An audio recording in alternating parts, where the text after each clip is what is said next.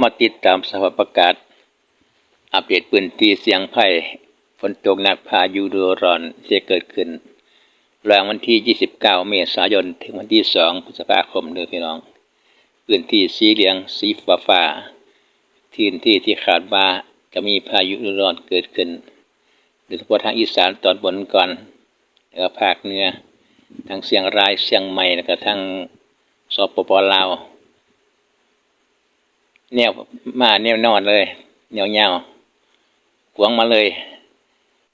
เฉพาะตอนพวกช่องบ่ายๆหาค่ำโอกาสที่จะมีฝนตกมากที่สุดแต่ก็กลางคืนบางจุดบางพื้นที่เบื้องพื้นที่สีเหลืองสีฟ้าตรงในคืออันเจ้าของบ่พี่น้องโอกาสที่จะมีฝนตกก็คือพื้นที่สีเหลืองสีฟ้าสำหรับวันเวลาก็แถบด้านล่างกดเบิ่งเต็มจอจะเห็นวันและเวลาขึ้นด้านล่างเลยพี่น้องพื้นที่สีเหลืองโอกาสที่จะมีฝนตกพายุฤดูร้อนเกิดขึ้นยังจะมีอีกประมาณอีก 2-3 วันที่29ถึงวันที่2 พฤษภาคมเด้อพี่น้อง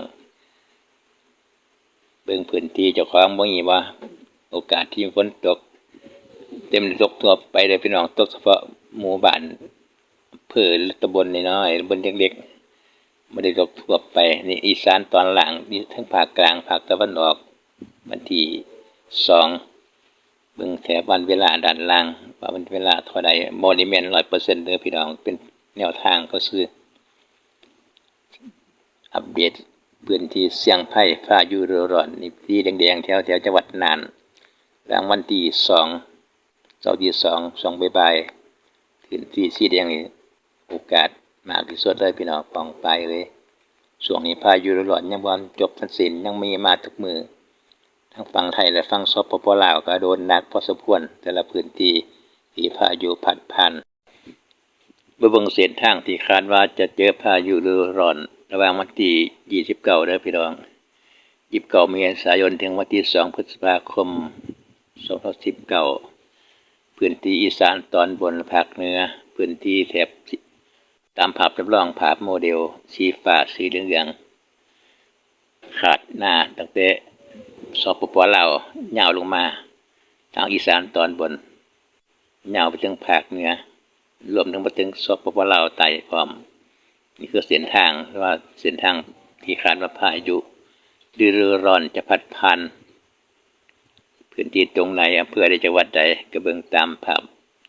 โมเดลภาพจำลองและวันเวลาแถบด้านล่างได้พี่น้องกดเบิ่งเต็มจอจะได้เห็นวันเวลาสลับความแม่นยำก็ไม่ได้ 100% ได้พี่น้องเพียงแต่เป็นกะคาดเดาไว้เป็นแนวทางอีกทางนึง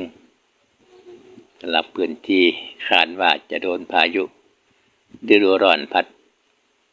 ฝนตกหนักลมกระโชกแห้งลูกเห็บตกได้เด้อพื้นที่สีเหลืองในตัวน่าจะมีฝนตกพายุฤดูร้อนเกิดขึ้นเป็นย่อมๆเป็นจุดๆไปบ่ได้ไปทั่วถึงทุกจังหวัดทุกพื้นที่เด้ออำเภอหนึ่งจังหวัดหนึ่งจะแท้หมู่บ้านหนึ่งประมาณนั้น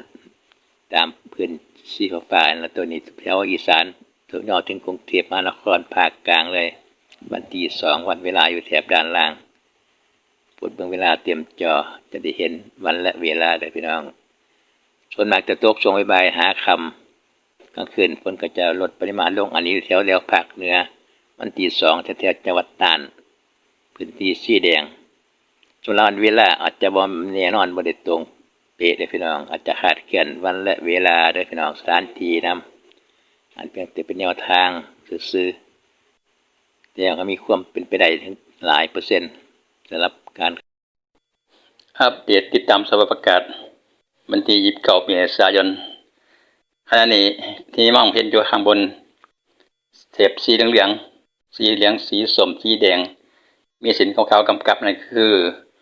บริเวณความกดอากาศสูงจากประเทศจีนที่จะแผ่ลงมาปกคลุมทางประเทศลาวเวียดนามและประเทศไทยด้าน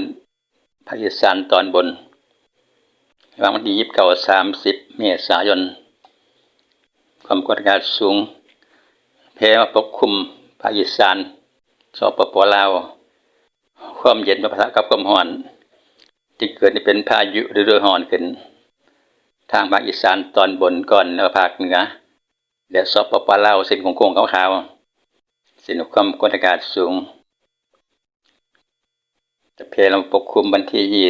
29-30เด้อพี่น้องเตรียมหอดภาคอีสานก็คงอ่อนกำลังลงปะทะกับอากาศร้อนทั้งประเทศไทยเกิดเป็นความกดอากาศ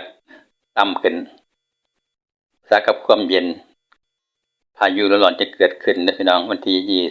29ถึงวันที่2พฤษภาคมพื้นที่สีฟ้าสีเหลืองพื้นที่เสี่ยงจะเกิด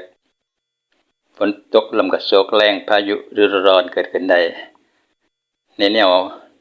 กว้างมาเลยสำหรับพื้นที่คาดว่าจะฝนตกลมพายุเกิด